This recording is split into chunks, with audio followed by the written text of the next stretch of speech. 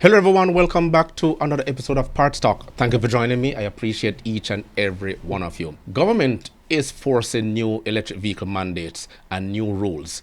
And in this video, thanks to Bloomberg TV, we're going to go through here. We will take a deep dive into the implications for the average consumer. We cannot overemphasize enough how this EV mandate is going to impact all of us. So, according to this, the Biden administration's aggressive auto emissions goals aims to significantly reduce carbon emissions, and with EVs expected to play a central role in achieving these emission goals. Now, what we are having is the possibility that transition to EVs may pose financial challenges for the average consumers, as the cost of EVs is expected to rise due to significant increase in regulations and the mandate itself. If you're new to the channel, please hit that subscribe button and thumbs up if you like the discussion. Let's get into this video. 2032, you'd really have to see about 2/3 of cars and light trucks having a plug. That's incredible. Is that possible? Hugely.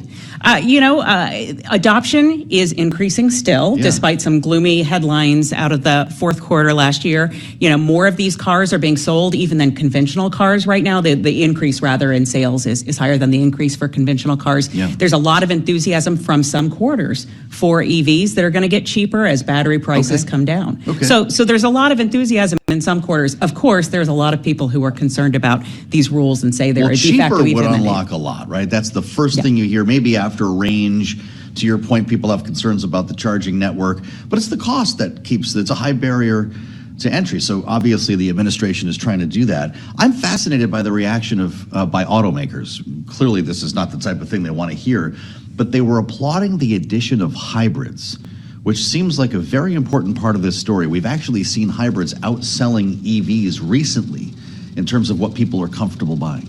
Right. Plug-in hybrids in particular have taken, grown in interest. And that is, even though it's a more expensive setup, you've got two drivetrains instead of just a battery electric approach.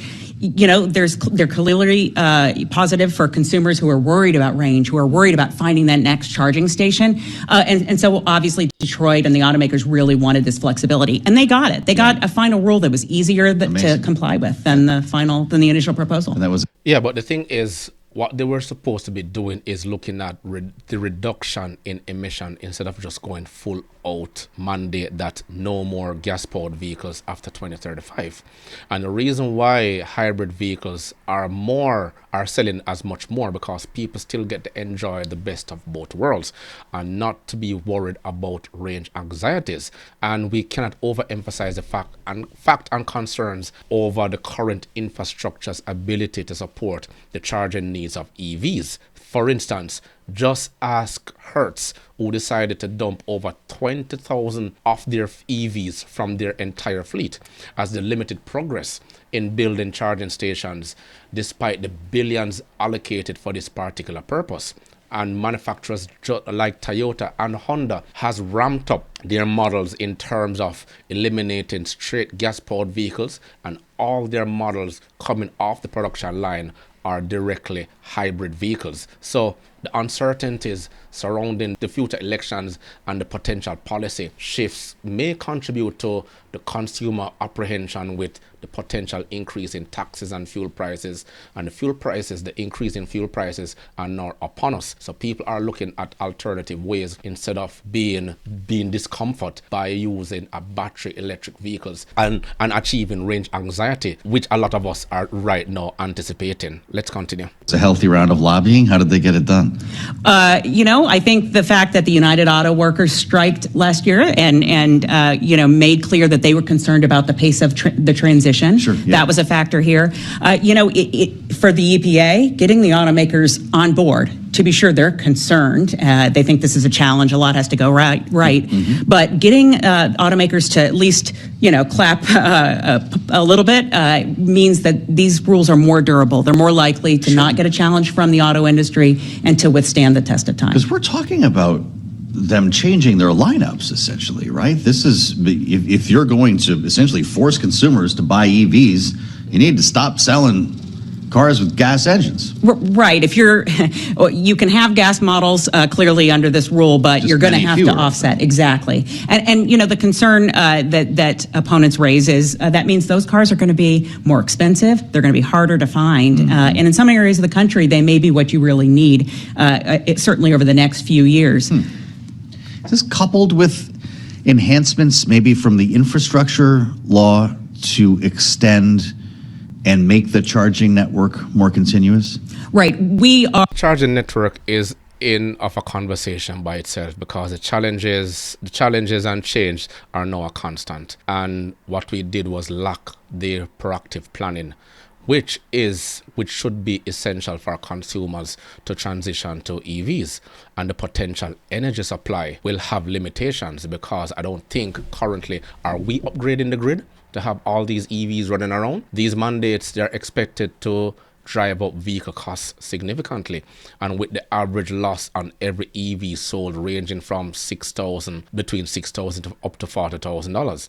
The Biden's administration's ambitious auto emission goals aims to slash carbon emissions by billions of tons with EVs, and these EVs are expected to dominate the roads by 2032 according to their forecasts. But whatever takes place in the United States, we double down here in Canada. Many EV manufacturers currently operate at a loss on each EV that they manufacture and sold, further raising concern about the availability and for the average consumer. Let's continue. Are benefiting from, and this industry will benefit from tremendous money that's coming out of both the infrastructure law and the Inflation Reduction Act. Okay. That's going into chargers. Obviously, that's also supporting some battery manufacturing in the U.S. Yeah. All of that's supposed to help basically bring this infrastructure along. Because you can't have one without the other, I guess, here. But you know how politics works. If Donald Trump came back to the White House, this all gets wiped away. As an executive action, right? Indeed. I mean, this is an EPA rulemaking. They would have to go through the process of undoing it, which is something he did last time. Sure. And so it might take a few years. But the fact that automakers are buying into this revised schedule will help. And that's important, though. A few years, that means they're going to be altering, they're going to be retooling their factories already by then, which might be incentive to keep it. So what she's saying is that manufacturers, some are hoping that Trump comes into power. Well, we don't really discuss the political side of it, but we have to look at all angles because according to various sources, including the Kelly Blue Book and IC Cars, which I'm reading the source here, some of the worst depreciating electric cars include number one, the Nissan Leaf. The model between 2013 and 2017 loses around 70% of its value after 5 years. The Fiat 500e 2013 to 2019 loses around 65% of its value after 5 years. The Honda Fit EV 2012 to 2014 loses around 64% of its value after 5 years, and the Mitsubishi MIEV 2012 to 2017 model loses around 63% of its value after 5 years. Everything here is by the click of a button. So it also says please note that depreciation values can vary depending on several factors, including location, trim level, and mileage. Additionally, electric cars can have a higher depreciation rate due to rapid technological advancements and decrease in battery costs, making newer models more attractive to buyers. Say, for instance, like for some vehicles, auctioneers and collectors will buy them directly off the production line and put them in storage. After 10-15 years, they put them to auction, not even as much, and they will push a bigger price than the original MSRP. However, I don't think you can do that for a battery electric vehicles. Well, not now, because you're looking at replacing that battery maybe after 5 years, because if you don't drive that vehicle, the battery will deteriorate and the power will be lost, much like everything else, like our appliance, which is battery operated. If you don't use it, you're gonna have to replace that battery. Keep in mind that these figures are estimates and may not reflect the current market situation. So we're gonna be looking into a lot of situation when purchasing an electric vehicle. Let's finish up this video. I guess at that moment, but with his appeal to UAW members, you mentioned the union. Those are a lot of Trump voters not into this EV transition, or at least an accelerated, incentivized transition. And running against this is music in Detroit, right? It cuts different ways. Yeah. Clearly, this was softened partly to deal with those UAW concerns. I mean, the pitch that the president is making is, look, this is the future of the industry. The future of cars is electric. Do we in the U.S. want to make those cars, or do we want to let China compete against us to take our market share?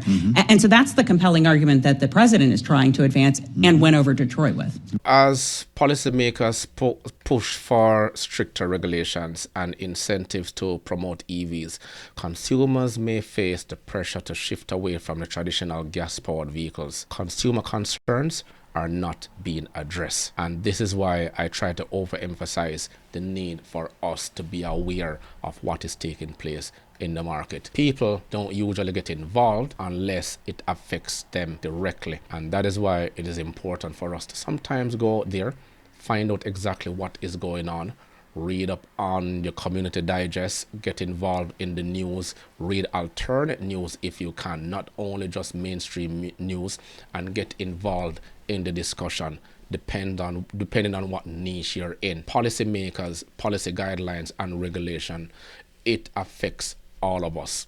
And if we're not privy to the information or try to be aware, then after a while you think it's going to be too late. Usually only when it is affecting us directly and we want to make a decision, sometimes life-changing decisions, then we wonder why some of these rules and policies were made in the first place and voted upon. As usual, let me know your thoughts in the comments below. Remember to grab a copy of my ebook, The Parts Manager Guide. Please smash that like button on your way out. It will only take you 1.5 seconds to do so. Until next time.